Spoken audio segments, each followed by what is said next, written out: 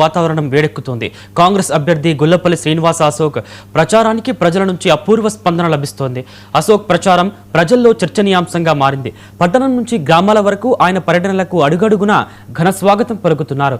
ప్రచారంలో మహిళలు, యువత, వృద్ధులు ఉత్సాహంగా పాల్గొంటున్నారు.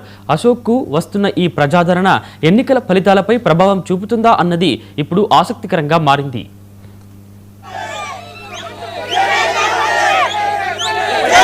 మీ గ్రామంలో ఎవరెవరికి మన ఓటేంటో మీకు తెలుసు, మన కాని ఓటేంటో మీకు తెలుసు.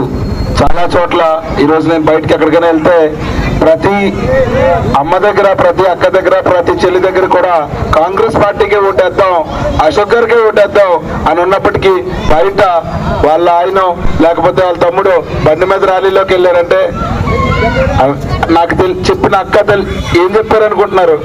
మేము అలా పంపించామండి, ఇబ్బంది ఏం లేదు, ఓట్లన్నీ మటుకు మీకే వేస్తాం. ముందుసారి ఎలా చేస్తాం అలాగే మళ్ళీ పంపించేద్దాం. కేవలం అక్కడ ముఖ్యమంత్రి గారి మీద మనకు వ్యతిరేకత లేకపోయినా, మీరు చిన్న వ్యక్తి అయినా కూడా వచ్చినా కూడా మేము నమ్మి, మీ నాన్నగారి తర్వాత మిమ్మల్ని నమ్మి మేము చేసాం. మరి మిమ్మల్ని అంత ఇబ్బంది పెడితే మేమేదంతా ఎందుకు పెంచిపోతాం?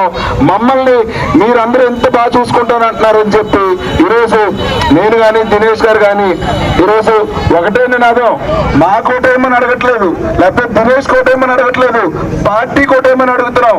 ఎందుకంటే పార్టీయే మన భవిష్యత్తు.